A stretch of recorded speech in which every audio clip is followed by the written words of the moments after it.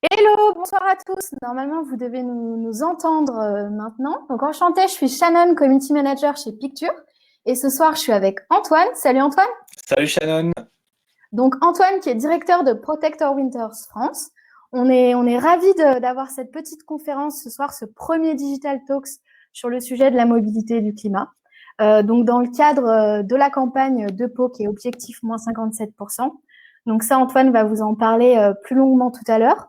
Vous êtes déjà 15 personnes présentes, donc n'hésitez pas à nous faire un petit coucou dans le chat qui est situé sur votre droite à l'écran pour voir si vous nous entendez bien et si le son et la caméra est nickel. Au moins, on sera sûr que vous nous voyez. N'hésitez pas aussi tout au long de la soirée donc à interagir sur ce chat. Ça va vous permettre d'échanger avec les intervenants.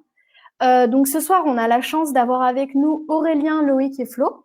On va vous les présenter dans un petit instant. Salut Xavier. Bon, trop cool.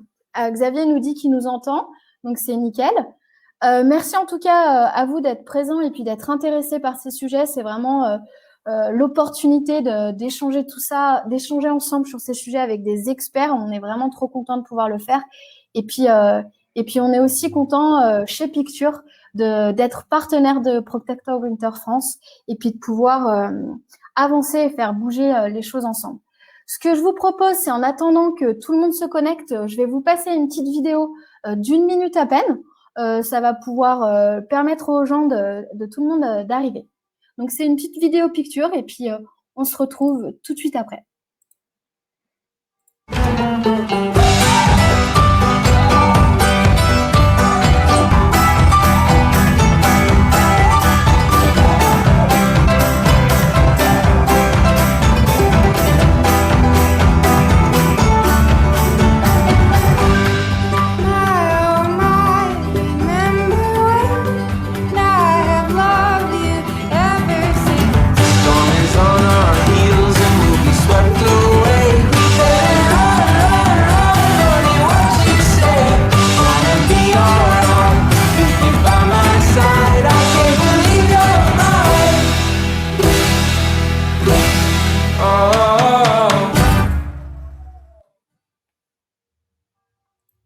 Et voilà pour la petite vidéo. Donc ça y est, tout le monde arrive de petit à petit. Salut Cédric, donc Cédric qui nous regarde depuis les Pyrénées. Ouais, d'ailleurs, dites-nous un peu dans le chat d'où vous nous regardez et d'où vous participez à ce Digital Talks. Toi Antoine, t'es où en ce moment? Eh ben écoute, moi je suis dans les Bauges, dans ce magnifique Ah, village d'Aillon-le-Jeune, dans mes Bauges chéris, et on a eu un peu de soleil aujourd'hui, donc ça fait du bien. ouais, ça fait du bien avec cette période de mauvais temps. Bon, bah trop cool, on va pouvoir commencer. Je pense que tout le monde arrive. Ouais. Avant d'attaquer à discuter avec nos intervenants ce soir, Antoine, est-ce que tu peux nous présenter peut-être un petit peu cette campagne en fait qui nous réunit tous ce soir avec l'arrivée bientôt d'une échéance qui est assez importante en fait pour nous tous, qui va être les élections régionales. Ouais, bien sûr. Merci pour ça. Donc bonjour à toutes, bonjour à tous. Un grand merci à vous d'être là ce soir, aux intervenants, intervenantes, à tout le monde et de lancer cette série d'événements en ligne qui durera jusqu'aux élections, donc jusqu'au 20 juin et 27 juin pour le deuxième tour, pardon, avec des événements tous les jeudis soirs à la même heure. Donc n'hésitez pas à vous reconnecter dans les semaines prochaines. Donc tout ça, c'est fait dans le cadre de notre campagne objectif moins 57. 57, qu'est-ce que c'est en fait? C'est le pourcentage d'émissions carbone qui est lié en transport quand on regarde le bilan carbone d'une station de montagne. Donc ça, c'est des chiffres qui datent de 2010. La situation n'a pas forcément beaucoup évolué de ce côté-là. Et ben, chez Pau, on s'est dit que c'était un bon objectif, une belle mission que d'essayer d'amener ces émissions-là à zéro en trouvant d'autres moyens que de prendre notre voiture individuelle pour se rendre à la montagne. Donc on a préparé plein de choses pour vous, dont l'événement ce soir. Il y en aura d'autres les semaines prochaines, comme je l'ai dit. On a plein d'articles qui ont été publiés sur le site, donc n'hésitez surtout pas à aller voir notre page. Vous verrez, on vous repostera des liens dans le chat au fur et à mesure. Donc des articles, on a quelques petites vidéos, des interviews, etc. On a aussi quelques surprises pour vous, notamment, si vous le souhaitez, un petit train en papier, un paper toy, comme on appelle ça, fait en papier recyclé, bien de chez nous en France. On a décidé que c'était intéressant et marrant de symboliser l'engouement qu'on pouvait avoir pour ces élections-là sous la forme d'un petit jouet qu'on voulait vous envoyer. C'est complètement gratuit. Tout ce que vous avez à faire, encore une fois, c'est vous connecter sur notre site, allez sur la rubrique Objectif 57 et vous trouverez l'onglet pour aller commander ce train. On veut simplement vous envoyer un petit objet qui vous rappellera que vous êtes intéressé à cette campagne-là, que la mobilité, c'est un sujet qui est important pour nous. Donc, n'hésitez surtout pas à aller voir ça. Et puis plus tard, on aura d'autres outils à votre disposition, notamment de quoi contacter les listes candidates. Donc, je vais me taire pour la soirée. Vous avez des super personnes avec vous ce soir pour parler mobilité, climat. N'hésitez surtout pas à interagir avec eux, avec elles. Le chat est là pour qu'on puisse poser des questions. On veut que ça soit une discussion qui soit partagée. Merci encore à vous d'être présents ce soir et on se voit sur nos réseaux jusqu'au 20-27 juin et beaucoup plus loin pour porter la question de la mobilité dans nos montagnes et si possible une mobilité zéro carbone. Bonne soirée à vous.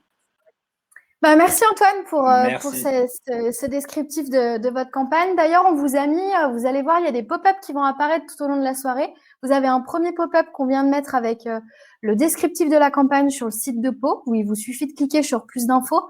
Pendant ce temps qu'Antoine expliquait un petit peu toute cette news autour du train, on vous a mis aussi le pop-up pour aller découvrir cette nouvel article. Il est sorti cette semaine, c'est ça Antoine? C'est exactement ça. Trop cool. Donc vous allez avoir… imprimé aujourd'hui même. Ah, trop cool. D'ailleurs, on en profite pour remercier Trévis. C'est Trévis chez Pau qui rédige tous les articles et qui doit être parmi vous ce soir. Donc, merci aussi à Trévis pour tout ça. Et puis, on va commencer du coup avec nos intervenants. Antoine, juste une question avant que tu nous quittes. Ouais. Est-ce que tu peux nous présenter un peu les intervenants et comment tu les connais? Comment tu les as rencontrés? Eh écoute, on prendra le temps, ils prendront le temps de se présenter plus en détail pour la suite, mais on a avec nous ce soir Aurélien, Loïc et Florian, donc qui sont trois personnes avec qui j'ai la chance d'interagir dans mon travail de tous les jours de diverses manières. Aurélien étant une inspiration puisqu'il a rédigé des documents qui nous permettent d'avoir une vraie vision sur la situation de la mobilité en France et comment on va pouvoir faire face au futur avec ces questions-là. Loïc, c'est quelqu'un aussi qui travaille dans un centre qui produit beaucoup d'informations qui me sont moi super utiles tous les jours dans mon travail et je vous conseille vraiment d'aller voir ce que fait le CEREMA, ils vont en parler un petit peu plus et bien sûr son travail dans le passé sur ce qui passe, c'était quelque chose qu'on suivait. On pourrait vous conseiller toutes les thèses qu'il a écrites aussi, allez-y vraiment. Et puis Florian donc qui est de chez vous, de chez Picture, avec qui on travaille sur ces campagnes-là, avec qui on essaie de déployer des projets aussi en partenariat avec Picture pour porter ces questions de la mobilité et plus loin. Donc moi, c'est des gens que je trouve qui sont très inspirants et qui donnent envie de faire avancer les choses. Alors, je fais mon petit fanboy comme ça, mais c'est bien normal et j'espère que vous aussi, à la fin de cette soirée, ça vous donnera envie d'en apprendre plus sur le travail de chacun, le travail en commun et surtout de pouvoir continuer à vivre avec nous cette belle campagne qui est Objectif 57. Merci Antoine pour Merci à toi. cette description de nos intervenants. Je vais en profiter avant d'inviter nos intervenants à vous présenter un petit jeu qu'on va avoir ce soir. Donc avec Picture et avec Pau, donc avec Antoine, on a décidé de vous faire gagner chaque soirée, chaque Digital Talks, des lots. Donc on va vous poser 3 questions pendant le live avec un pop-up qui va apparaître. Il vous suffit de répondre à la bonne question via le pop-up. Et puis on effectuera un tirage au sort à la fin de chaque session avec un grand gagnant qui remportera donc un lot avec des lots Pau et des lots Picture. Donc chez Picture, on a une board à vous faire gagner. On va aussi vous mettre en fonction du gagnant, que ce soit une fille ou un gars, on va leur mettre des petits tiges et puis des gourdes et puis plein de petits de produits Picture.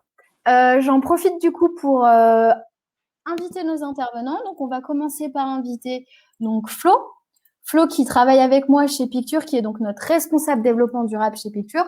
Je vais d'ailleurs vous mettre un petit lien vers tous les articles que Flo peut rédiger pour Picture sur notre site internet. Salut Flo, ça roule? Hello, ça va et toi? Bah ouais, nickel. Salut Antoine. Et salut à tous et à toutes. Hello tout le monde. Donc n'hésitez pas, si vous avez déjà des questions pour Flo, à interagir dans le chat. Je vais inviter également Aurélien à venir avec moi dans le live et puis Loïc. Bonjour. Hello Aurélien, ça va? Salut, ça va, oui, très bien. Merci. Donc Aurélien, qui comme vous l'a décrit Antoine, il est donc chercheur. Aurélien, je te laisse te présenter un petit peu sur tous les travaux que tu peux faire. Oui, alors du coup, j'ai fait une thèse sur le sujet de la transition énergétique dans les transports en France, que j'ai fini en fin d'année 2020. Et puis l'objectif, c'était de voir un peu à la fois de comprendre les tendances passées sur nos transports, en gros, qu'est-ce qui a guidé l'évolution de nos mobilités sur les dernières décennies, et puis de voir à l'avenir comment on pourrait les faire évoluer aussi pour atteindre nos objectifs d'atteindre la neutralité carbone au niveau français, donc qui est l'objectif climat de la France. Voilà un peu ce sur quoi je travaille. Trop cool. D'ailleurs, on vous a mis le pop-up avec le lien vers la thèse. Donc, cliquez sur le pop-up. Vous pouvez mettre la thèse de côté et puis ça vous fera la lecture de ce soir. Je vous présente aussi Loïc qui est avec nous. Salut Loïc. Salut, vous m'entendez bien? Bah écoute, on espère que tout le monde nous entend bien. Mettez-nous un petit, vous pouvez mettre des petits emojis dans le chat, un petit pouce en l'air pour nous dire si vous entendez bien Loïc, Flo et puis Aurélien. Loïc, comment ça va? Alors raconte-nous, toi, tu travailles, du coup, tu as travaillé chez Skipass et maintenant tu as attaqué en 2020 au CERMA, si je ne me trompe pas. Oui, alors j'ai été à peu près 5 ou 6 hivers à la rédaction de skipass.com, pour ceux qui connaissent, et j'ai fait une reconversion vers le changement climatique courant 2019-2020. Et depuis un peu plus d'un an, je suis responsable éditorial du Centre de ressources pour l'adaptation au changement climatique, qui est un site gouvernemental conjointement géré par le CEREMA qui m'embauche. Alors le CEREMA, c'est le Centre d'études et d'expertise pour les risques, l'environnement, la mobilité et l'aménagement. L'ADEME, qui est l'Agence de la transition énergétique, l'ONERC, l'Observatoire national des effets du réchauffement climatique, et Météo France, que je pense que pas mal connaissent. Et cette plateforme a pour vocation de mettre en avant tout ce qui se fait en niveau adaptation au changement climatique en France. Donc l'adaptation, c'est un peu le volet que peu de monde connaît, qui consiste à gérer les impacts du changement climatique. On n'est pas sur la diminution des émissions de gaz à effet de serre, mais par contre, on est sur la gestion de tout ce qui arrive sur le territoire en raison du changement climatique. Donc les vagues de chaleur, la hausse du niveau marin, les changements de fréquence des aléas comme les précipitations, la baisse de l'enneigement, ce genre de choses. Donc au niveau du transport, c'est surtout ce qui touche soit les changements de mobilité, soit les impacts directs sur les infrastructures de transport. Ok, oui, merci.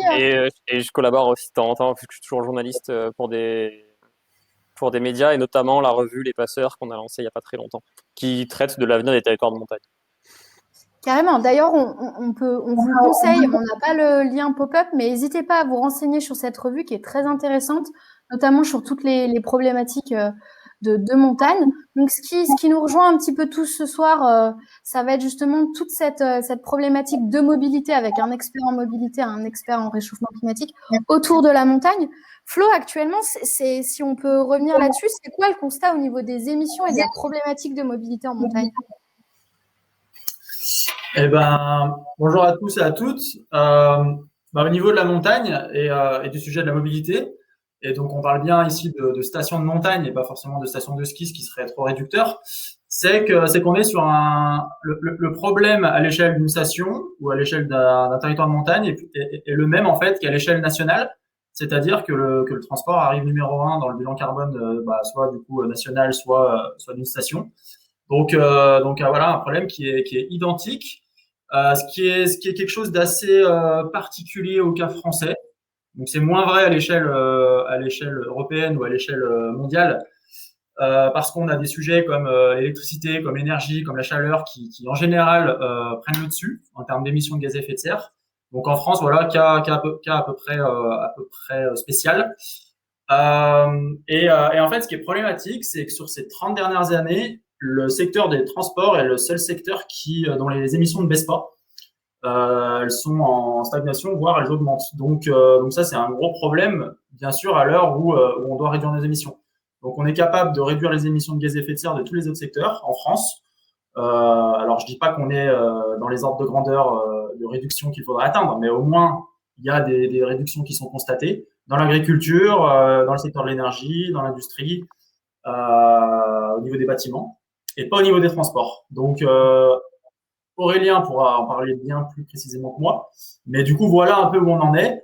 Donc Antoine l'avait dit en introduction, 57%, qui est la part du transport dans le bilan carbone d'une station. Même si ça date de 2010, effectivement, on n'est pas, à mon avis, sur une stat qui s'est vachement améliorée, vu que on est encore à un bon 80-85% de gens qui utilisent leur voiture personnelle pour aller en station, pour aller en territoire de montagne.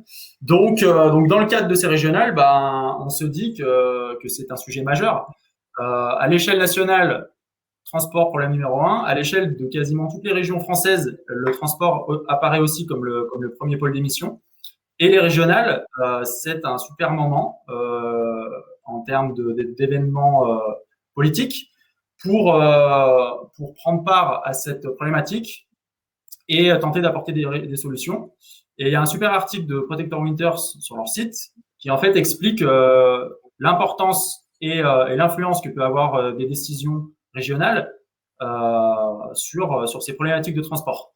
Donc voilà pourquoi on parle de tout ça aujourd'hui, parce qu'il y a cette échéance politique qui est hyper importante pour changer des modes de transport et des habitudes de transport à l'échelle de la région et mécaniquement du coup à l'échelle de tout un pays, vu qu'on parle ici des élections régionales pour la France.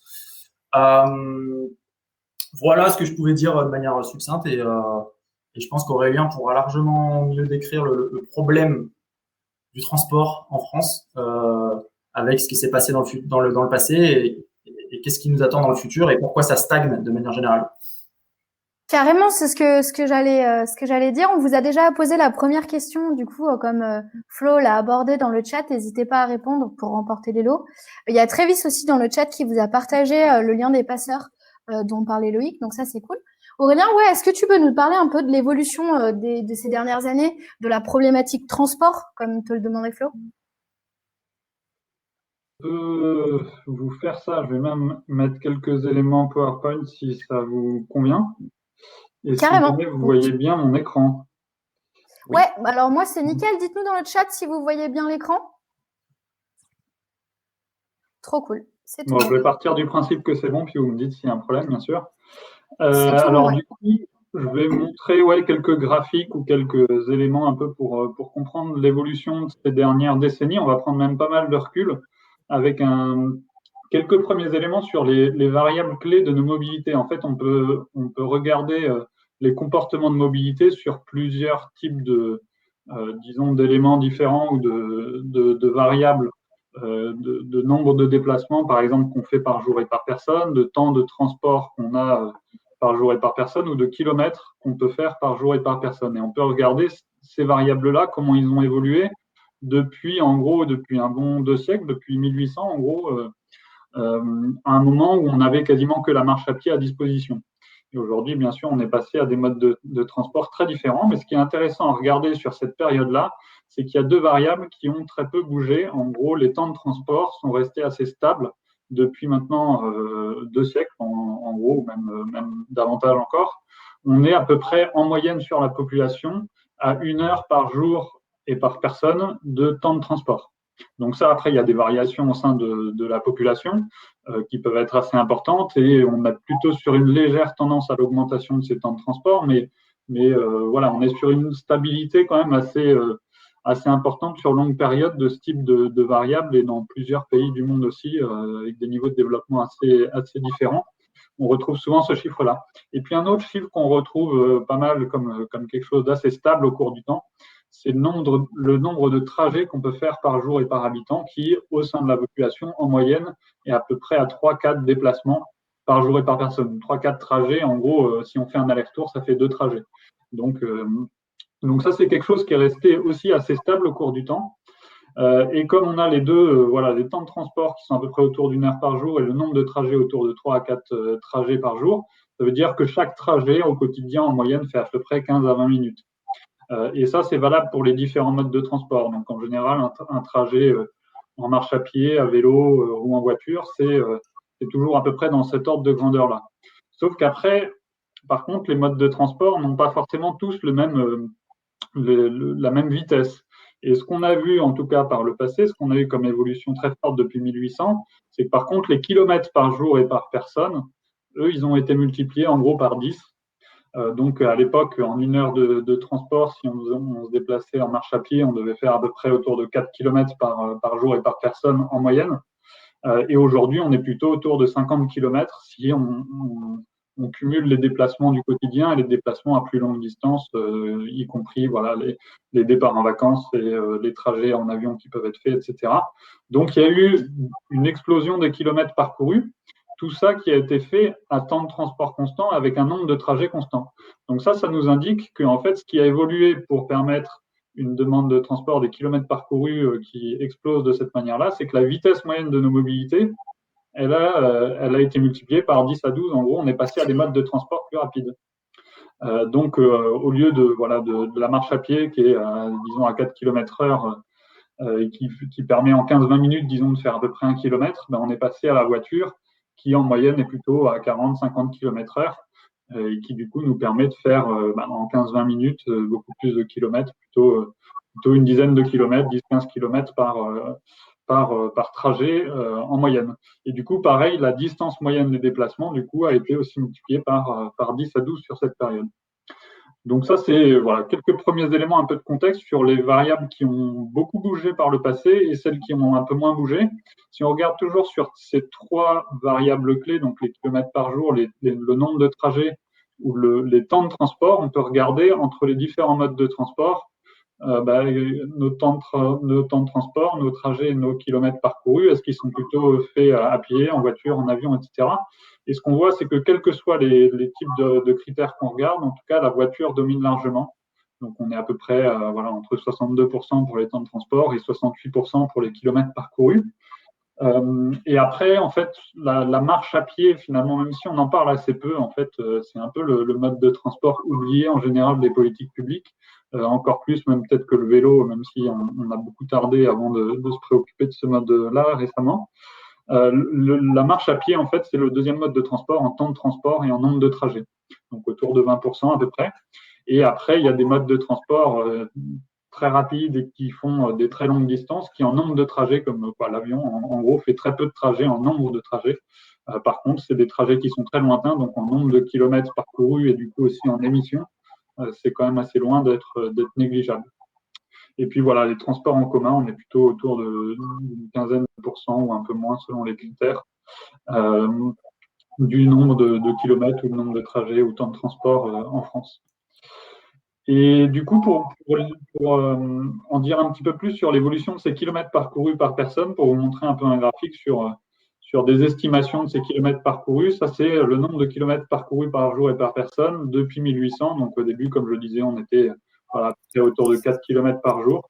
Et donc ça a complètement explosé depuis les années 1950. En gros, on a eu vraiment une explosion du nombre de kilomètres parcourus par les Français, essentiellement lié au fait que la voiture s'est très largement développée dans nos mobilités, dans notre quotidien. Pour noter, je finis par peut-être deux, trois slides, n'hésitez pas à me couper au fur et à mesure s'il y a des questions ou des remarques. Une des implications, après, bien sûr, de cette croissance très forte de la voiture, c'est l'impact en termes d'émissions des transports. Donc ça, c'est la courbe de l'évolution des émissions du transport routier de voyageurs. Donc c'est essentiellement la voiture qui est là-dedans, entre 1960 ici et 2019. Donc on voit qu'il y a eu une très forte croissance des émissions jusqu'au début des années 2000.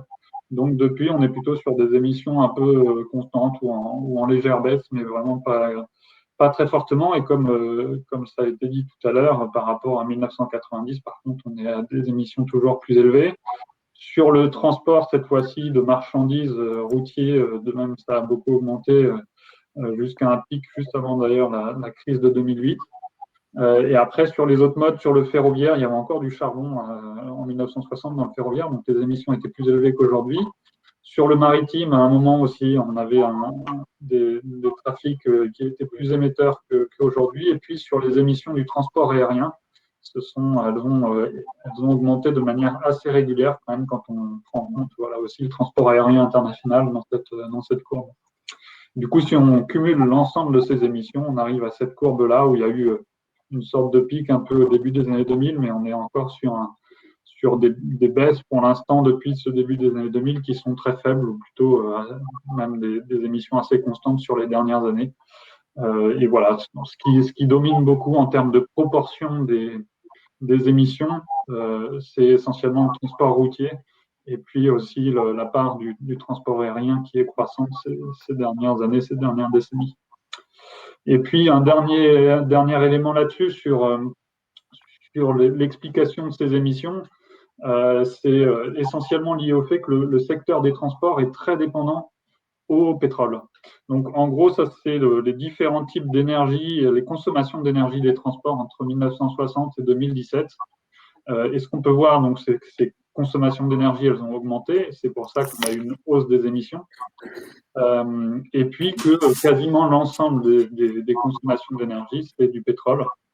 Et c'est ça qui explique du coup que quand on brûle du pétrole, ça fait des émissions de CO2 et du coup, ça participe au changement climatique. Et le secteur des transports a très peu réussi pour l'instant à passer à d'autres énergies moins impactantes en termes environnementaux, en termes d'émissions de CO2, que le pétrole qui domine encore très largement.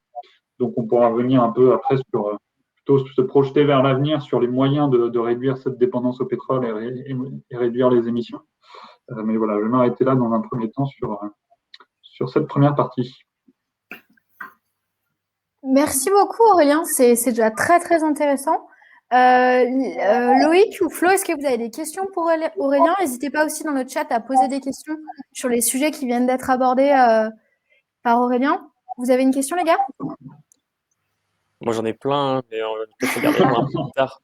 Non, mais c'est intéressant de rebondir avec toi, Loïc, peut-être sur ce que nous a expliqué du coup Aurélien et comment tout ça s'est traité aujourd'hui dans les médias. C'est vrai qu'on entend parler beaucoup des causes de ces émissions. Est-ce que toi, dans ton travail quotidien, c'est des choses que vous cherchez à mettre en avant et à justement aller chercher des solutions? Alors concrètement, dans mon travail actuel, comme je travaille dans l'adaptation, on s'occupe plus des émissions de gaz à effet de serre, parce que c'est vraiment un secteur à part. Qui s'appelle donc l'atténuation des émissions. Pour ceux qui connaissent les travaux du GIEC, c'est vraiment divisé en deux grandes catégories, en deux groupes de travail et deux rapports différents, l'un adaptation et l'autre atténuation, mitigation en anglais. Donc dans mon travail actuel, je traite beaucoup moins des émissions de gaz à effet de serre.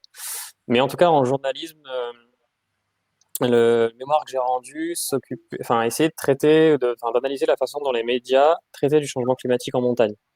Et comment est-ce qu'il couvrait cette thématique? Est-ce qu'il la couvrait correctement? Est-ce qu'il relayait bien ce qu'on savait par rapport aux connaissances scientifiques qu'on avait sur le sujet? Et ce qui apparaissait, c'est qu'il y avait certains biais de la couverture médiatique, avec des sujets qui étaient plus traités que d'autres, et certaines façons de traiter le sujet. Et là-dessus, en gros, c'est quelque chose qui n'est pas nouveau parce que ça avait déjà été bien analysé par un chercheur qui s'appelle Jean-Baptiste Combi dans sa thèse qui date de 2008. Et lui, il avait analysé la façon dont la question climatique avait émergé dans le débat public au cours des années 90 et 2000, notamment dans les journaux télévisés. Et c'est un journalisme d'impact, en fait. On se concentre vraiment beaucoup sur ce qui se passe, sur, par exemple, la baisse de l'enneigement, les glaciers qui fondent. Là, je parle vraiment montagne, hein, les écroulements rocheux. Si on élargit un peu le spectre, c'est le niveau de la mer qui monte ou les canicules. Et à chaque fois, on évite de remettre tout ça en contexte de ce qui l'a causé. Et le journalisme a tendance à oublier un petit peu que derrière, ce sont des gaz à effet de serre qui ont causé ça, qu'ils sont émis et qu'on a des chiffres là-dessus, qu'on a des quantités en fonction des pays, en fonction des catégories sociales. Et donc, il appelait ça la dépolitisation du problème climatique, Jean-Baptiste Combi. Et on le retrouve un peu dans la montagne où certains impacts sont très très couverts. Donc ce que je disais juste avant, la neige qui fond, les glaciers qui fondent également et les écroulements rocheux. Là où d'autres choses qui sont pourtant tout aussi présentes actuellement déjà sont malheureusement moins traitées, comme la remontée de la biodiversité en altitude, l'impact sur la sylviculture, sur l'agriculture. Il y a aussi des régions qui sont plus traitées que d'autres, notamment les Alpes. Et ça, c'est pas juste dans le changement climatique, c'est en général qu'on parle surtout des Alpes et assez peu des Vosges, du Jura, du Massif central, des Pyrénées. Donc voilà pour ce que j'avais en très résumé de ce que j'avais pu voir. J'ai analysé 1 an de couverture médiatique du changement climatique en montagne. Et voilà pour cette partie-là. Très cool, c'est super intéressant aussi de voir la façon dont c'est couvert médiatiquement, c'est très cool. Alors, on a une question de Xavier dans le chat, les garçons. Donc, merci pour cette présentation. Avez-vous les données sur quelle part au niveau de l'usage de la voiture est liée à la mobilité quotidienne et quelle part pour les déplacements de loisirs? Ça, c'est vrai que c'est intéressant. Donc, ça sera plutôt pour Aurélien. Tu aurais ce genre de chiffres? Oui, alors de mémoire, la dernière enquête, il y en a une enquête qui s'appelle l'enquête nationale transport-déplacement qui date de 2008, c'est là qui va être remise à jour. Donc, en 2008, ça date un peu, mais les grandes tendances n'ont pas énormément changé depuis.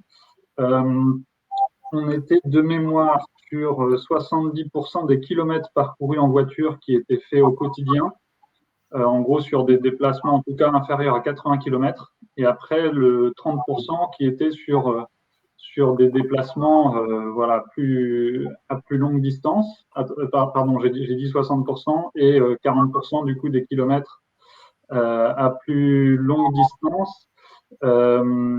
Et puis en termes, donc ça doit pas être sur la voiture spécifique, ça doit être sur l'ensemble des transports.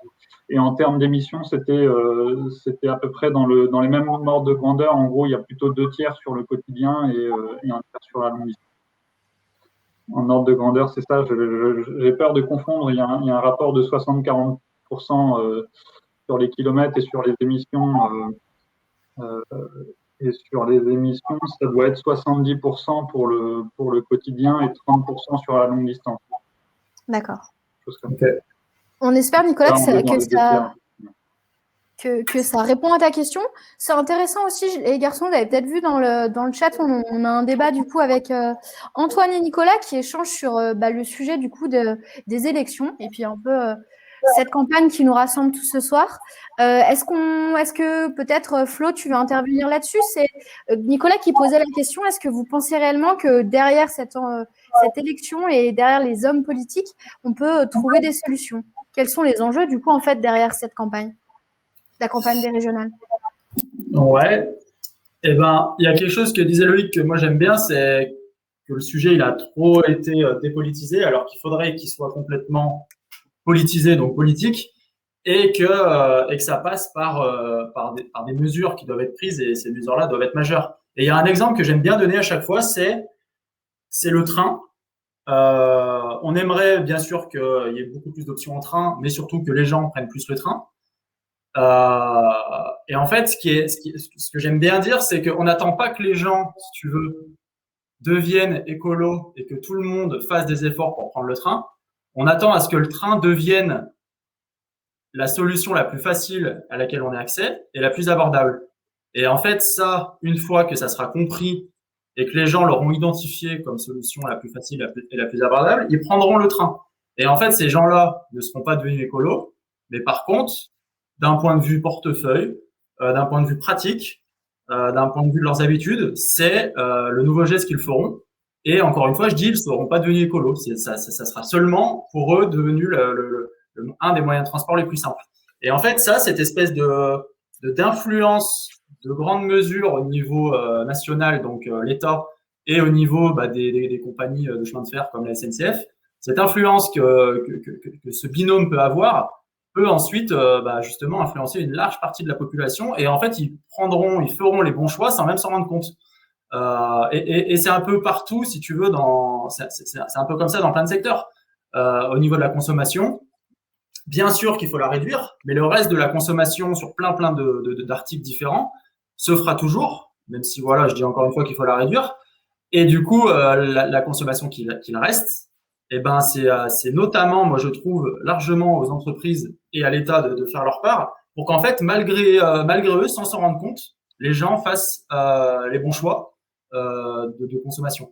Et en fait, moi je crois, alors c'est peut-être un peu dans le monde des bisounours dans lequel je vis, mais je crois beaucoup plus à cette implication commune de l'État et des entreprises pour aller très vite sur tous ces sujets, plutôt que d'imaginer un espèce de sursaut populaire qui, lui, va prendre beaucoup plus de temps. Et du coup, cet exemple du train et plus largement des transports doit être largement politisé, et c'est pour ça qu'on en parle dans le cadre des régionales. Parce qu'en fait, on est sur un sujet qui est tellement complexe. Sur ces 30 dernières années, c'est le seul qui baisse pas, voire qui grimpe. Donc, intervention politique majeure est nécessaire. Et voilà, quoi. Et qu'est-ce que vous en pensez là, le commentaire de Nicolas, les garçons, peut-être Loïc ou Aurélien? C'est vrai qu'il y a toujours cette idée de temporalité. Là, Nicolas qui dit, mais il faudra encore, par exemple, il prend l'exemple de la ligne de Clermont et de Paris. Le temps que l'action publique mette en place des solutions, ça pose toujours question. Vous en pensez quoi? Est-ce que vous êtes aussi de l'avis à Flo de se dire que ok, c'est aux entreprises et à l'État de prendre le devant, ou aussi peut-être que vous pensez au contraire que c'est à l'échelle individuelle qu'on va faire bouger les choses? Si ça te dérange pas, Aurélien, j'enchaîne parce que je vais juste rajouter quelque chose sur. Tout à l'heure, j'ai parlé de la dépolitisation de la question climatique et en fait, j'ai fait court et j'ai parlé du traitement médiatique, mais dans la thèse de Jean-Baptiste Camby, il avait aussi analysé la façon dont les politiques publiques s'étaient emparées de cette question-là et il a critiqué ce qu'il a appelé l'individualisation en fait des solutions. Et les politiques publiques des années 90 et 2000, elles se sont concentrées sur l'individualisation. C'est-à-dire qu'elles ont dit, bon, on a un problème climatique et on va le régler en chacun faisant notre part, en changeant nos ampoules, pour exagérer un petit peu, mais c'était tout ce qui était éco-citoyenneté, les petits gestes, ce genre de choses. Et on se rend bien compte, 20 ans plus tard, que ça ne suffit absolument pas. Et lui-même, dans son travail, dans son livre, il indique bien que c'était un problème politique au sens où, quand on individualise les solutions, on fait en sorte que le cadre global, le système ne change pas trop. On se repose sur les individus pour gérer le changement. Il se trouve que déjà, c'est situé, c'est-à-dire que c'est un point de vue, on peut le dire, néolibéral. Et ensuite, ça ne marche pas, ça suffit pas. Donc aujourd'hui, on en est à un moment où on peut plus se permettre de se dire est-ce que c'est systémique ou est-ce que c'est individuel? C'est les deux. Donc c'est un débat qui revient très souvent. Et c'est à la fois les individus qui doivent changer leur comportement, sans pour autant se dire que ça suffit. Et en même temps, il faut qu'on change aussi le cadre d'ensemble, le système. Donc ça passe par la politique telle qu'elle est organisée actuellement. Donc quand je voyais la question de Nicolas, vous pensez que les hommes politiques peuvent apporter des solutions? Alors c'est pas leur travail d'apporter des solutions, c'est à nous de faire en sorte que les politiques mettent en place des solutions et s'y tiennent. C'est plutôt comme ça que je vois les choses. Donc il doit y avoir une sorte d'engouement derrière démocratique qui pousse à ce que les personnes qui sont élues mettent en place ce qu'il faut pour gérer les problèmes auxquels on fait face. Carrément. Et puis si je me permets de répondre aussi à la place de prêcher la parole d'Antoine, mais c'est aussi avec des assos comme Pau qui aujourd'hui, à travers des lettres ouvertes, à travers leurs actions, qui vont chercher à la fois les politiques, les entreprises, mais aussi les actions individuelles, qui vont faire émerger un mouvement autour de ça. Tu penses pas, Aurélien? T'en penses quoi, toi? Ouais, en tout cas, j'étais carrément d'accord avec ce que disait Loïc sur le fait qu'en tout cas, c'est la complémentarité des acteurs qui doivent tous pousser dans le même sens. En fait, on n'a pas vraiment le temps d'attendre que les autres acteurs, de reporter un peu la faute sur soit les politiques, sur les entreprises, que tout le monde se regarde un peu en se disant, bon, quand les autres partiront, moi, j'irai aussi. Il faut que tout le monde y aille en même temps et même en y allant tous en même temps, les objectifs sont tellement élevés que déjà c'est quelque chose de compliqué. Donc bien sûr, c'est l'action à la fois, oui, des entreprises, des citoyens en tant que consommateurs, en tant que les possibilités d'implication soit dans la vie locale, dans la vie politique au sens noble du terme, dans les entreprises du coup qui doivent se bouger, l'État, les collectivités territoriales, tous les instituts qui travaillent sur le sujet et ceux qui ne se sont pas encore investis du sujet parce qu'ils pensent qu'ils sont dans un secteur qui n'est pas concerné, alors que c'est vraiment tous les secteurs qui doivent se bouger. C'est pour donner juste un petit exemple, je me dis ça peut être l'occasion. Il y a le CNC qui est le Centre national du cinéma qui a lancé une démarche environnementale actuellement. Donc on pourrait se dire, le cinéma, c'est pas forcément le secteur le premier concerné par les enjeux environnementaux, et ils se sont saisis du coup de cette question en se disant que voilà, le cinéma devait prendre sa part dans la transition actuelle et en train de regarder quel plan d'action ils peuvent mettre en place pour que le cinéma fasse sa transition environnementale. Donc ça, c'est juste un exemple pour montrer que en fait, c'est pas juste une question qui concerne le secteur de l'énergie ou juste les quelques endroits de l'économie qui polluent le plus, c'est finalement l'ensemble de toutes nos activités, etc., qu'il faut réussir à réorienter et que tous les acteurs se saisissent de la question pour aller dans le bon sens. Et je pense seulement à ce moment-là, on peut réussir à atteindre les objectifs, aller dans le bon sens à la vitesse qui est requise. Bien sûr. Et Flo, si j'en profite pour rebondir, si on se focalise un peu sur le milieu de l'entreprise et par exemple dans l'industrie outdoor dans lequel Picture agit, c'est un peu nous notre rôle et ce qu'on essaye de faire. Et je te laisse rebondir là-dessus, d'essayer d'insuffler un mouvement et d'emmener tout le monde avec nous, sans avoir la prétention de savoir mieux faire que d'autres, mais juste d'essayer d'emmener toute l'industrie et d'aller vers ce changement, non? Ouais, carrément. Juste pour revenir une toute petite seconde sur ce que je disais tout à l'heure, je minimisais pas du tout l'action individuelle. C'était plutôt pour highlighter le fait que la majeure partie de la responsabilité est du côté de l'État et de l'entreprise, à hauteur, on va dire, selon une étude le fameux faire sa part de Carbone 4, à hauteur de 70% de leur côté et un grand max 20% du côté individuel. Et ça se ressent dans à peu près toutes les décisions. Mais du coup, au niveau entreprise, par exemple Picture, c'est exactement avec ce genre de conférence où finalement on sort de notre cadre textile, on parle de transport et bien sûr que ça nous touche parce qu'on est lié à la montagne, on est lié aux stations et qu'on est lié au ski, au snowboard.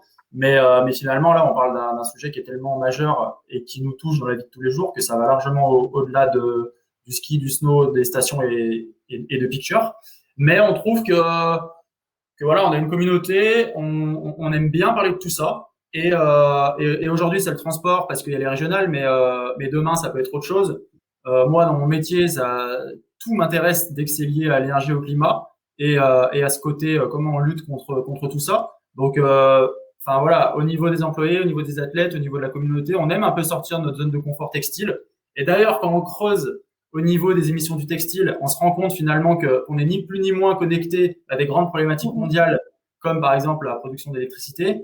Et en fait, aller écouter ce que disent les climatologues, les ingénieurs, etc., permet d'étendre le scope assez loin sur plein de sujets qui sont méga intéressants. Et pas plus tard qu'hier, j'étais en formation sur un outil de bilan carbone individuel qu'on va présenter aux riders, aux athlètes bientôt, aux employés, à des gens de la communauté, peut-être même des gens qui nous écoutent.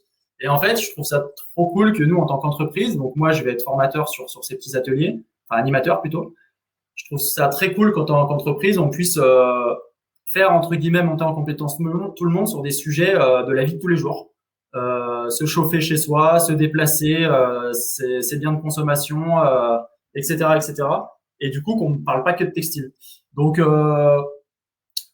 voilà en quelques lignes, en quelques mots, comment Picture arrive à parler de tous ces sujets hors textile. On l'a fait il y a 2 ans avec Protector Winters, avec un film qui s'appelait Shelter.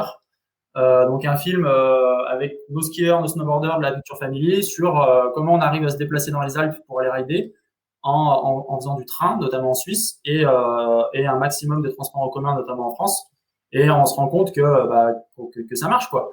Et là, ce qui était intéressant, c'est que on n'allait pas réellement mettre l'accent sur les stations de ski en mode les remontées mécaniques, etc. Il y en a de partout. On était vraiment axé sur transport, qui est souvent quelque chose de pas très connu en termes de. C'est assez contre-intuitif. On pourrait se dire ce qu'on voit le plus, c'est finalement des remontées dans une station.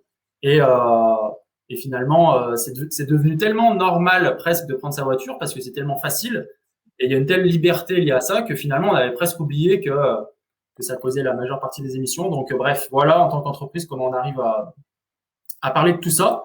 Et si justement, on parlait un peu des solutions dans tout ça. Moi, Aurélien, j'ai pas mal décortiqué ta thèse. Et en fait, il y a une espèce d'équation avec 5 variables qui est hyper intéressante et qui montre que seule une approche systémique peut, entre guillemets, résoudre le problème du transport et qu'en fait, il y a plein de sujets trop faciles en surface sur lesquels il faudrait pas se planter. Moi, par exemple, je suis pour la voiture électrique, mais en aucun cas, elle va résoudre tous nos problèmes. Et est-ce que si ça te dérange pas, tu pourrais revenir sur ces 5 grands piliers de l'approche systémique du transport pour réduire nos émissions? Oui, complètement. Je vais repartager pour mettre quelques schémas aussi à l'écran. Peut-être juste pour rappeler qu'en gros, l'objectif, je parlais tout à l'heure du fait qu'il fallait vraiment que tout le monde se mette dans le même sens pour les ruptures, en gros, qui sont nécessaires pour atteindre nos objectifs. Ça, c'est donc la trajectoire des émissions passées depuis 1960 dans les transports. Donc là, il y a à la fois voyageurs et marchandises, mais les voyageurs, ça fait à peu près 2 tiers du total. Et la trajectoire qu'on s'est fixée, que la stratégie nationale bas carbone, c'est le document de référence en France pour notre stratégie climat. eh bien, elle prévoit justement une baisse extrêmement forte des émissions. En fait, dès les toutes prochaines années, on a déjà même un peu pris de retard sur les toutes premières années, pour atteindre quasiment zéro émission directe en 2050. Alors, ça veut dire quoi, zéro émission directe? Ça veut dire qu'en gros, il n'y a quasiment plus de pétrole utilisé dans l'ensemble des transports en 2050. Après, dans ces émissions-là, dans cette courbe-là, il n'y a pas la production de l'énergie, la production des véhicules ou la production des infrastructures de transport qui sont inclus là-dedans. C'est vraiment que les émissions en sortie, disons, de pots d'échappement des véhicules. Mais en tout cas, on doit atteindre une baisse extrêmement forte dans les toutes prochaines années. Et justement, sur les 5 grands facteurs sur lesquels on peut agir, ça, c'est les 5 leviers de la stratégie nationale bas carbone, donc les 5 leviers qui sont cités. Donc, le premier levier, c'est celui de modérer la demande de transport. Donc, la demande de transport, comme je disais, on peut la mesurer en tout cas avec les kilomètres parcourus. Donc, voilà, le nombre de kilomètres parcourus par les habitants au cours d'une année. Et donc, ça, si on voulait agir sur ce levier en réduisant cette demande, bah, c'est notamment des changements dans l'aménagement du territoire pour essayer d'avoir un peu plus de proximité au quotidien, essayer de réduire les distances domicile-travail, que l'on puisse aller faire nos achats plus proches de chez soi. C'est un côté comportemental aussi, éventuellement, des choix de départ en vacances. Est-ce que l'on choisit des destinations lointaines ou bien des destinations qui peuvent éventuellement être un peu plus proches de chez soi, un peu plus ou dans le même pays. On a quand même la chance d'avoir un pays très touristique parce qu'il est très beau et il y a plein de belles choses à découvrir aussi en France. Donc ça, c'est le premier levier en tout cas de demande de transport. Après, le deuxième levier de report modal, c'est le fait de se tourner vers des modes de transport qui sont moins impactants. C'est notamment toute la question du ferroviaire dont on a parlé, la question des transports en commun de manière générale, ou encore la question des modes actifs. Donc les modes actifs, c'est la marche et le vélo, sur lesquels il peut y avoir, notamment sur le vélo, on a un potentiel de développement assez fort en France quand on sait qu'aux Pays-Bas, ils font 10 fois plus de vélos pour leur trajet au quotidien que nous, quoi. Donc, on a une marge de progression assez importante. Après, le troisième levier, c'est celui du remplissage des véhicules. Donc, c'est notamment le levier du covoiturage pour les trajets en voiture, parce que voilà, on sait qu'aujourd'hui, en moyenne, les voitures sont très peu remplies, notamment sur les trajets du quotidien. Donc, tout l'enjeu, c'est de réussir à faire en sorte que le covoiturage ne se développe pas que sur la longue distance, comme c'est le cas aujourd'hui, mais aussi pour les trajets comme je disais, du quotidien, domicile-travail, etc., que ça puisse être davantage utilisé pour faire circuler moins de véhicules sur des routes où des fois les voitures vont toutes un peu dans le même sens, dans la même direction, mais chaque personne souvent assez seule dans sa voiture. Donc il y a un enjeu d'améliorer ce taux de remplissage à l'avenir. Ensuite, il y a un quatrième levier qui est celui de l'efficacité énergétique des véhicules. Donc là, on bascule sur des leviers potentiellement un peu plus technologiques. Parce que dans l'efficacité énergétique, il y a par exemple le fait d'avoir des progrès sur les moteurs des voitures, ou via l'électrification des moteurs, on peut aussi baisser les consommations. Et puis, malgré tout, dans l'efficacité énergétique, il y a aussi beaucoup d'éléments sur plus de la sobriété, des changements de comportement ou d'usage des véhicules, comme par exemple, il y a eu le débat récemment sur les 110 km/h sur autoroute. Ça, c'est une mesure qui permet, par exemple, de consommer moins d'énergie par kilomètre parcouru. Donc ça, c'est un gain d'efficacité énergétique aussi qui est possible. Et puisqu'on est vers des véhicules qui sont moins lourds, c'est aussi un autre potentiel pour baisser les consommations d'énergie, avoir une conduite, faire de l'éco-conduite plutôt qu'une conduite un peu agressive, ça participe aussi à ça. Donc voilà, il y a différents éléments sur cette efficacité. Et puis enfin, le dernier levier qui s'appelle l'intensité carbone de l'énergie, où c'est en gros la décarbonation de l'énergie, c'est faire en sorte de passer du pétrole, qui aujourd'hui représente encore plus de 90% de l'énergie consommée dans les transports, comme je le montrais tout à l'heure, à d'autres types d'énergie. Donc, c'est notamment pour la voiture, ça va être a priori beaucoup les motorisations électriques qui vont s'imposer. Mais après, pour d'autres modes de transport, ça peut être d'autres choses comme le biogaz, les biocarburants, à condition que ça soit produit de manière durable, bien sûr, et puis éventuellement de l'hydrogène aussi, toujours dans les mêmes conditions, de s'assurer que c'est fait à partir d'énergie décarbonée et idéalement même renouvelable, pour à l'avenir consommer moins d'énergie et mettre moins de CO2. Donc, je ne sais pas s'il y a des réactions. Après, j'ai encore quelques slides, je peux encore parler potentiellement longtemps, mais… C'est super intéressant ce que tu dis, Aurélien. Moi, juste pour rebondir sur la spécificité des zones de montagne sur ces leviers. C'est quoi la spécificité de la zone? Je dirais qu'il y a des spécificités du coup très géographiques des montagnes, avec un aménagement en tout cas des villes, des villages, etc., qui est forcément un peu différent. Il y a la question du relief qui peut rendre certaines pratiques plus compliquées. On pense tout de suite forcément au vélo, qui peut être plus difficile à faire si on a un col à monter sur son trajet quotidien que sur du plat.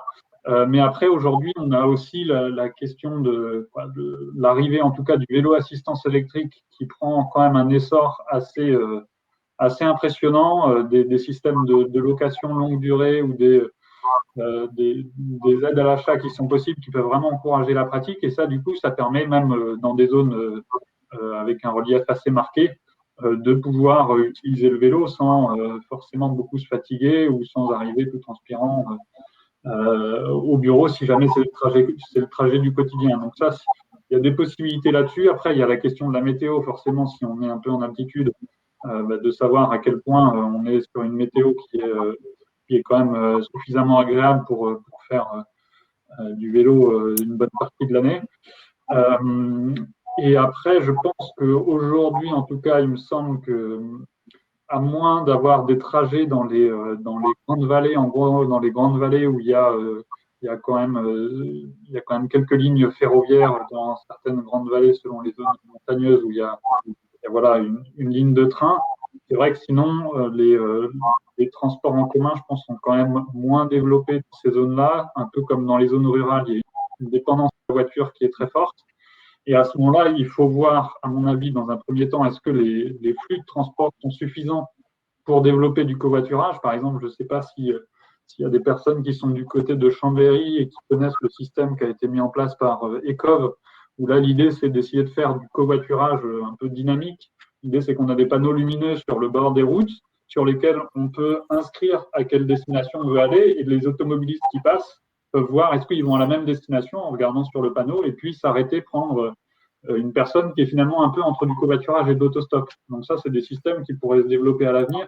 Quand les flux ne sont pas extrêmement forts, même le covoiturage peut être compliqué à mettre en place s'il n'y a pas énormément de personnes qui font le même trajet. Donc là, trouver des systèmes un peu entre l'autostop et le covoiturage, ça peut être intéressant.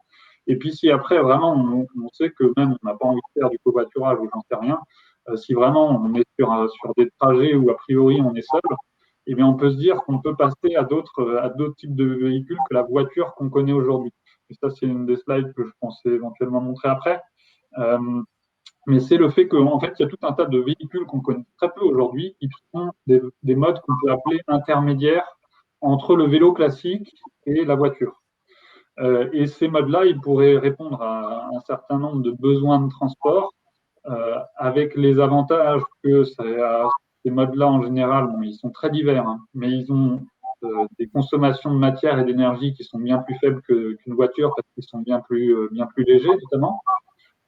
Et aussi, étant donné qu'ils sont plus légers, qui nécessitent moins de matière de manière générale, c'est aussi des véhicules qui sont moins chers à l'achat, mais aussi à l'usage.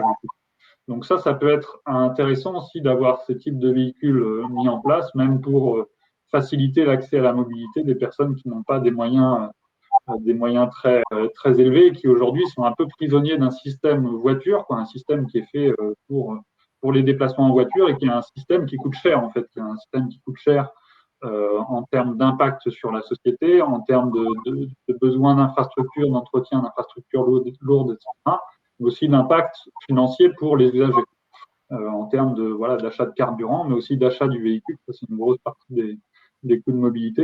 Donc, à l'avenir, on pourrait se tourner vers ce type de véhicule, et ça permet aussi plus facilement, quand le véhicule est léger, de se tourner aussi vers les motorisations électriques, qui sont quand même mieux que les voitures ou les véhicules à pétrole.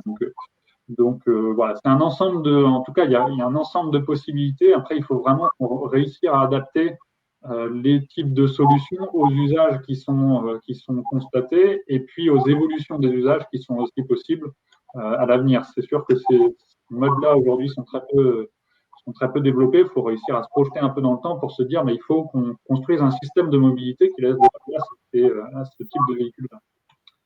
Je suis très bavard, donc n'hésitez pas à me couper avant que je m'arrête, si vous voulez. Il n'y a pas de souci, juste Loïc, sur la thématique, est-ce que tu veux rajouter quelque chose? Après, on a une question, mais Aurélien vient d'y répondre. C'est un peu, est-ce que vous voulez intervenir sur vraiment cette question principale, c'est comment on peut se rendre en montagne? Est-ce qu'on peut aller rider l'hiver et en ayant un petit peu la volonté de moins polluer, quoi. Pour ma part, en toute honnêteté, je suis presque venu plus poser des questions que répondre, parce que c'était un peu des choses sur lesquelles je réfléchis depuis un moment, et j'avais fait une interview il y a un peu plus d'un an, parce que certains ont peut-être lu, où je disais déjà que, en ce qui me concernait, si je commençais à réfléchir à comment faire du ski de manière écologique, ça sous-entendait au moins d'aller skier sans carbone, donc sans voiture thermique, etc. Donc prendre le train, puis ensuite prendre éventuellement, aller au pire, une navette, un transport en commun, ensuite skier, revenir. Et ça, c'est actuellement compliqué. Et là, je pensais dans ce mode de réflexion juste en tant que pratiquant du ski et pas en tant que personne qui habite en montagne. Il se trouve qu'ayant grandi dans les Hautes-Alpes, j'ai aussi la vision de ce que c'est que de vivre là-bas. Et je sais qu'actuellement, dans la plupart des régions de montagne, on ne vit pas sans véhicule. Et la plupart des véhicules sont thermiques. Donc j'en étais un peu arrivé à cette espèce J'étais un peu coincé dans mes réflexions parce que je me disais, mais comment on va faire pour décarboner tout ça? J'ai pas énormément avancé. Parce qu'on est quand même bien coincé dans les régions où les déplacements sont plus contraints qu'ailleurs, au sens où en ville, vous avez plus le choix de ne pas prendre votre véhicule, alors que des endroits où vous êtes obligé de le prendre, c'est un peu ce qu'ont suivi les causes de la crise des Gilets jaunes, c'était quand même lié à tout ça.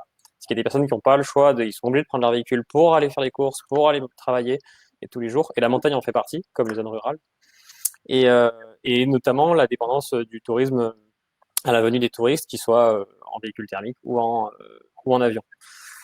Et pour l'instant, j'ai beaucoup aimé le travail d'Aurélien parce que ça m'intéressait pour ces raisons-là. Et quand il est sorti, j'ai regardé de près l'équation, en essayant de voir quelles variables on pouvait jouer dans les régions de montagne.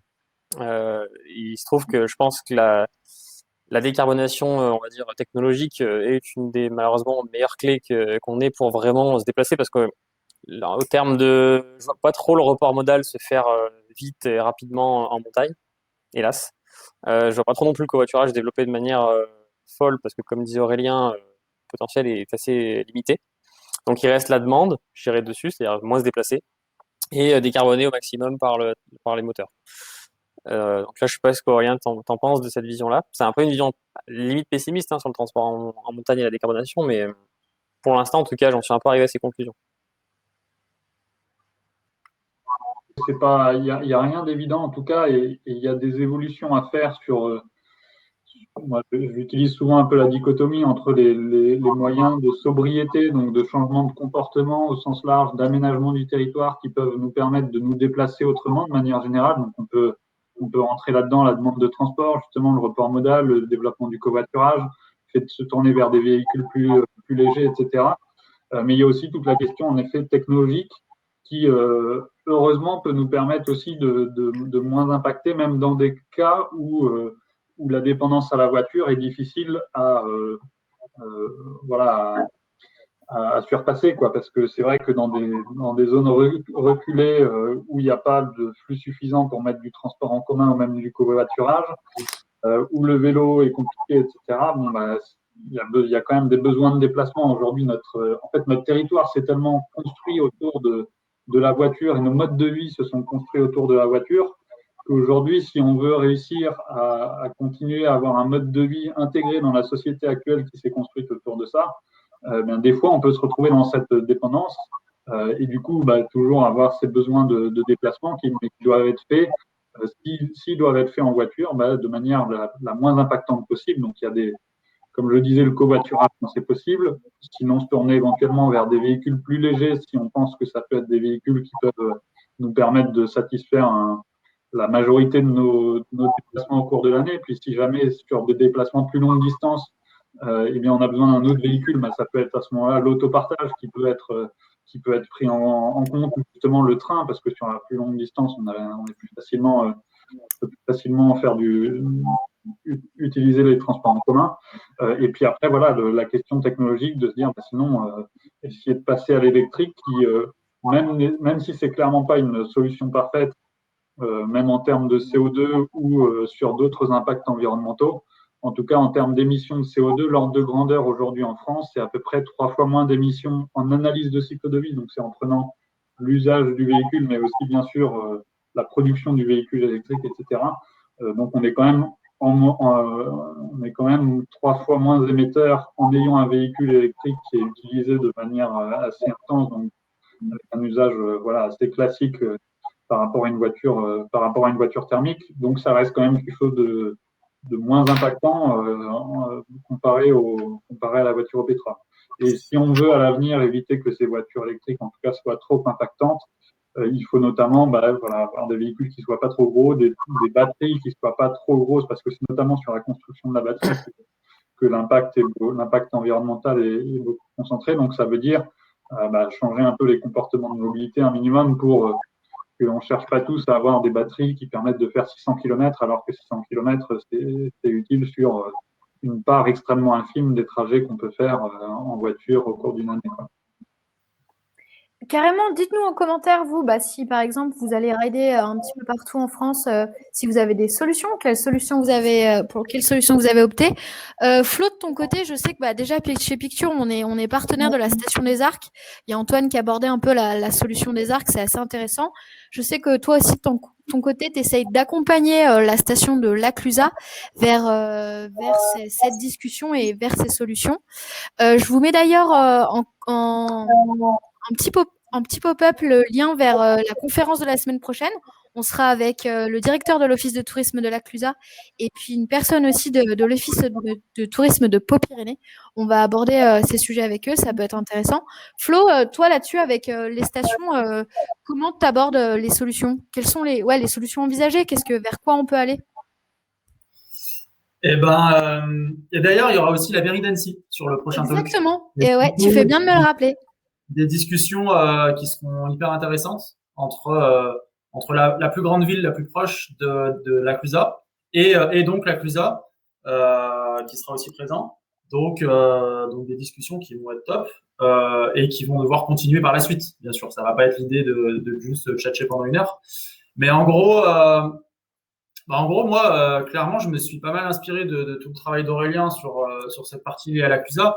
Et en fait, il y a 3 piliers que j'avais identifiés dans ton analyse, Aurélien. Tu me diras si je ne me suis pas trompé. Après, bien sûr qu'en 3 piliers, je vais pas résumer ta thèse, mais globalement, il y a ce que j'ai retenu, c'est qu'effectivement, on sort d'un monde où tout est hyper simple avec la bagnole,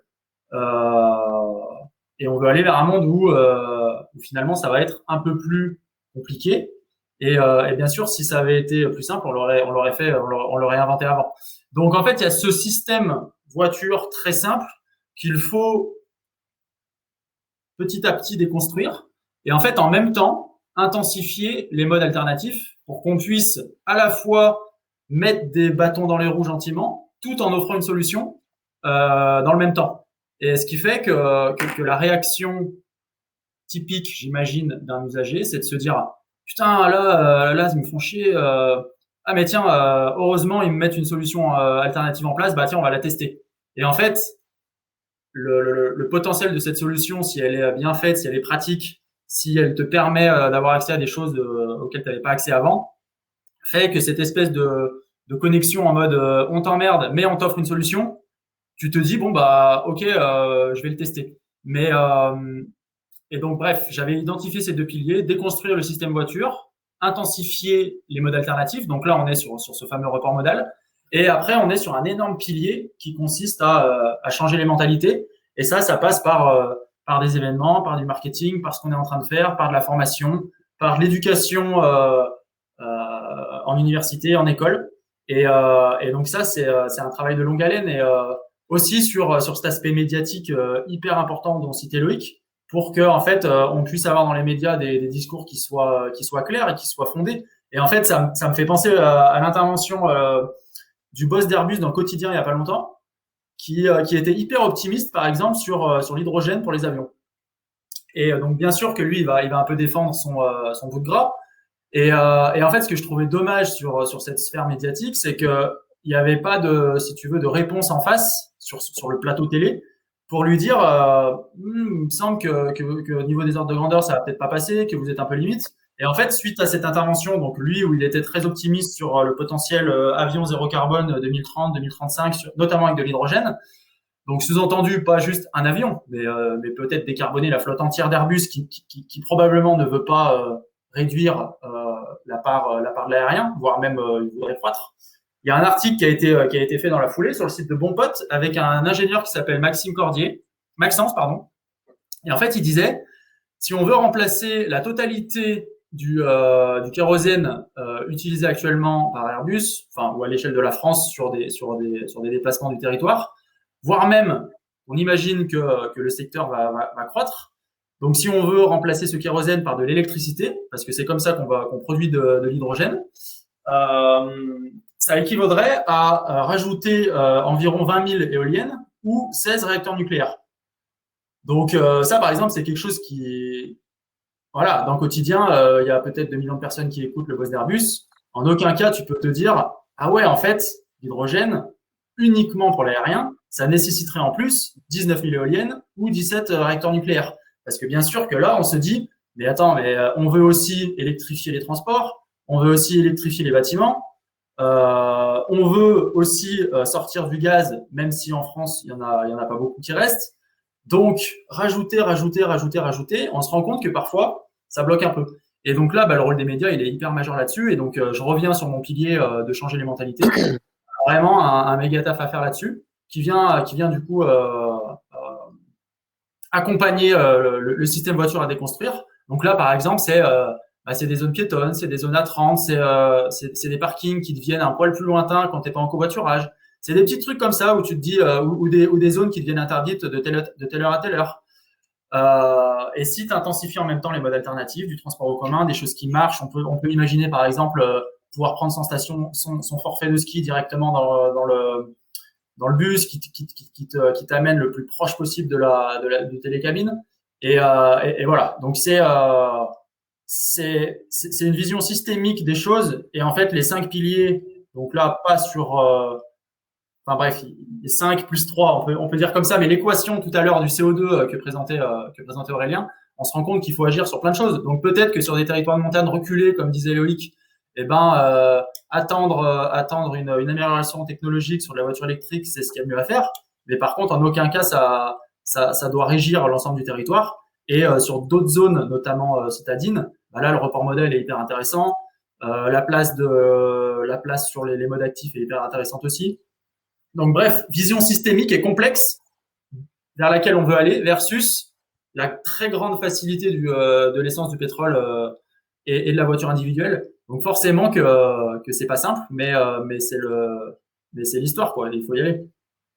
Oui. Je précise, j'étais un peu noir tout à l'heure, mais parce que je pensais surtout aux gens qui habitent sur place et leurs possibilités en tant que personne actuellement, mais on peut pas attendre par contre. Clairement, la mise en place de la décarbonation des transports, ça commence tout de suite, tout comme mon credo d'adaptation qui est pareil, c'est maintenant qu'on le fait parce que c'est des choses qui s'étalent sur des décennies. Et au niveau du tourisme, il y a un peu plus de marge de manœuvre. Enfin, moi, je suis plus positif parce que tout ce que tu disais juste avant, on peut emmener les gens entre guillemets en grande quantité parce que c'est les principes des flux touristiques, c'est que c'est des grandes quantités de personnes qui se déplacent à peu près en même temps. Les chassés croisés, je crois que tout le monde connaît. Et donc là-dessus, on a une marge. On a des trains TER qu'on essaie de remettre en état. On peut allonger des lignes de train qui vont dans des fonds de vallée. On peut mettre en place des navettes. On peut mettre en place des ascenseurs valléens. C'est quelque chose qui est un peu à la mode. Plus dans les discours pour l'instant que dans les constructions, mais on va probablement y venir. Donc les ascenseurs valléens, pour ceux qui connaissent pas, c'est comment monter des personnes du fond de la vallée en station, plus ou moins. Donc il y a quand même pas mal de potentiel de ce côté-là, ça c'est sûr. Et pour la dépolitisation de la question climatique dans les médias, je te rejoins complètement, puisque moi j'ai fait un truc il y a 2 ans, un screen, le même jour, dans 2 médias différents, Le Parisien et Libération, il y avait dans chacun les mêmes articles sur Airbus, Boeing, je sais plus, qui se vantait d'avoir signé plusieurs centaines de milliards de ventes d'avions. Et de l'autre, c'était le jour où il y avait les climatologues qui sortaient des nouvelles modélisations climatiques qui parlaient de monde à plus 4, plus 5, plus 6, plus 7 degrés. C'était l'automne 2019.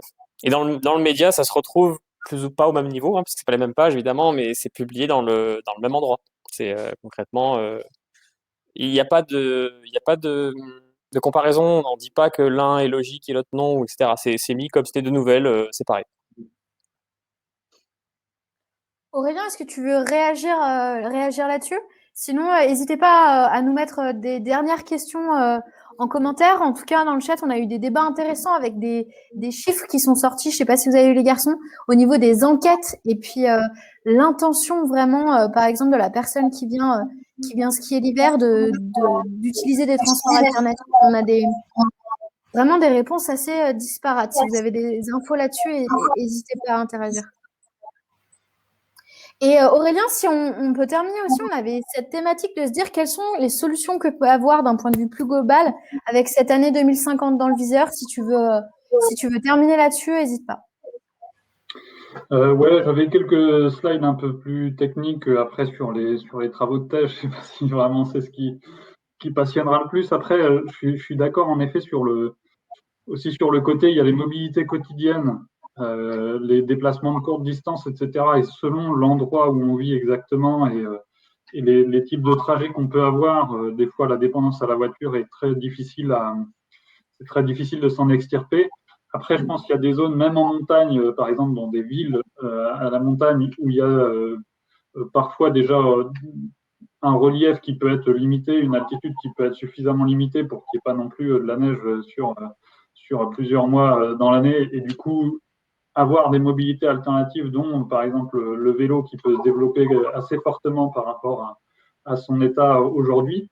Et je pense, après, il y a en effet toute la question des mobilités à plus longue distance, où là, si on parle des sports d'hiver, etc., ou du sport qui peut se faire en montagne aussi, y compris l'été, de faire en sorte que les personnes qui viennent visiter et puis soit faire du sport ou du tourisme à la montagne, viennent dans des modes de transport bas carbone et, comme le disait Loïc, de s'assurer que sur place, ils puissent aussi non seulement arriver sur place autrement qu'en voiture ou en avion, mais après sur place, avoir des possibilités pour faire leurs activités sans avoir le besoin d'avoir soit de posséder la voiture et de venir avec, soit de louer une voiture sur place si jamais il y a d'autres possibilités qui sont offertes.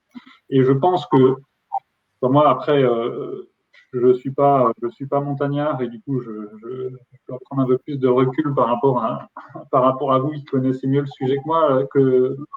Moi, le contexte où je connais plus la montagne, c'est souvent je vais plutôt pour du cyclotourisme ou faire du vélo à la montagne.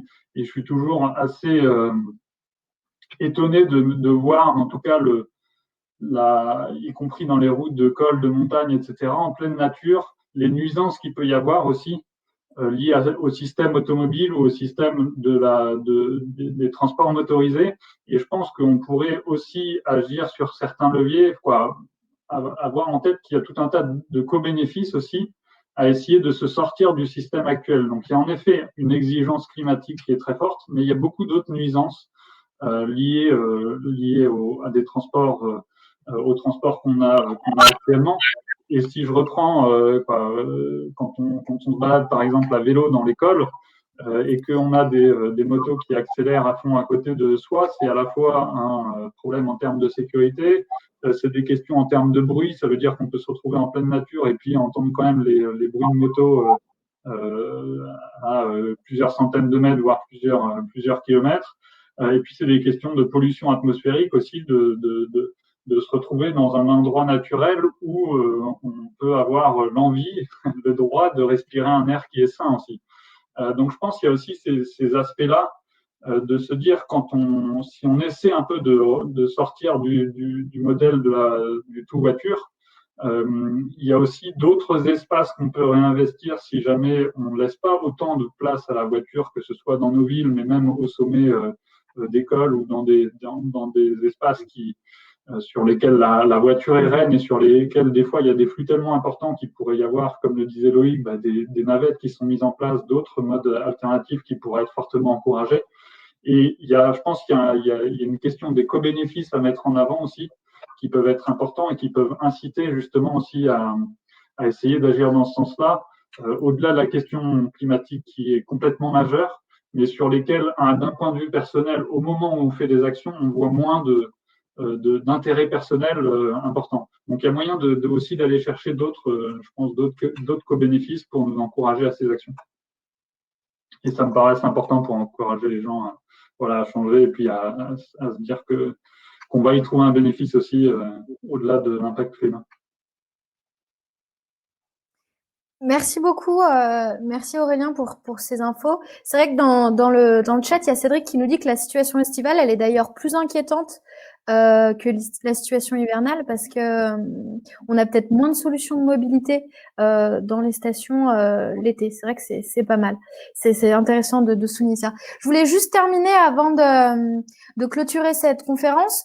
Je voulais vous partager quelques infos. D'ailleurs, Loïc, tu m'avais partagé des articles qui sont très intéressants, qui sont disponibles sur le net. Je te laisse nous donner quelques infos s'il y a certaines personnes qui veulent regarder ça plus en détail. Alors honnêtement, je les ai lus il y a plusieurs semaines, voire mois, donc c'est m'est sorti de la tête, mais surtout celui sur les vacances sans voiture à la montagne, une tente forte, donc de l'Agence Alpine des Territoires, permet quand même d'avoir une vision plus optimiste que ce que je pouvais essayer d'entendre tout à l'heure. C'est clairement vers ça qu'on va, et on a l'avantage qu'il y ait tout de même une demande de plus en plus forte de la part de la clientèle touristique pour un tourisme plus durable. C'est quelque chose qui perce dans à peu près toutes les tendances qui sont analysées, pas que en montagne. Donc je pense qu'on va continuer d'aller vers ça, on va continuer d'aller vers des personnes qui veulent moins prendre l'avion. Je sais pas dans quelle mesure ça deviendra significatif, la fameuse honte de prendre l'avion, surtout que de toute façon le secteur aérien, là, on peut plus rien comparer parce qu'il est tellement impacté par la crise de la Covid que on verra pas s'il y a un effet de gens qui arrêtent de prendre l'avion, mais ça reste quelque chose qui évolue fortement. Donc ouais, je suis pas si pessimiste carrément. que ça. Mais merci pour le partage de ce doc. Donc Juliette, elle nous dit qu'elle va avoir les lectures ce soir. Bah, entre la thèse et ce doc, ça va être cool ce soir, Juliette. Tu vas pouvoir avoir de la lecture. Je voulais juste terminer avec la dernière question qu'on avait pour gagner les lots. Je vais vous la poser plus en détail dans le chat.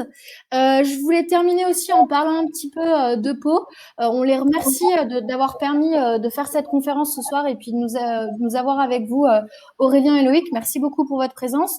Je vais aussi mettre un petit lien vers le site de Pau parce que Pau, derrière cet assaut, il y a aussi des bénévoles et des adhérents. Faut vraiment pas hésiter à s'impliquer là-dedans derrière. Et puis la campagne qu'ils ont mis en place. C'est la campagne qui a été mise en place ce printemps pour les élections, c'est vraiment qu'il y a un enjeu au niveau de l'élection régionale pour la mobilité et puis on vous conseille tous d'aller voter.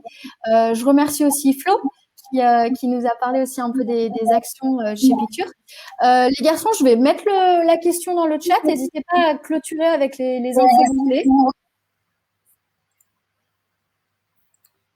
Eh ben, écoute, pour moi, c'est tout bon, hein.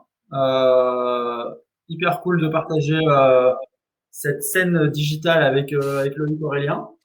Et effectivement, il y aura d'autres talks à venir. Et donc, notamment celui de la semaine prochaine, c'est notre sujet du moment, donc on va en parler, il n'y a pas de souci. Mais avec ces acteurs majeurs de la montagne, Annecy, la Clusaz, on est vraiment sur une liaison directe qui doit devenir hyper intéressante, hyper majeure. Et il y aura aussi Pau pour la partie Pyrénées, donc quelqu'un de l'Office de tourisme de Pau.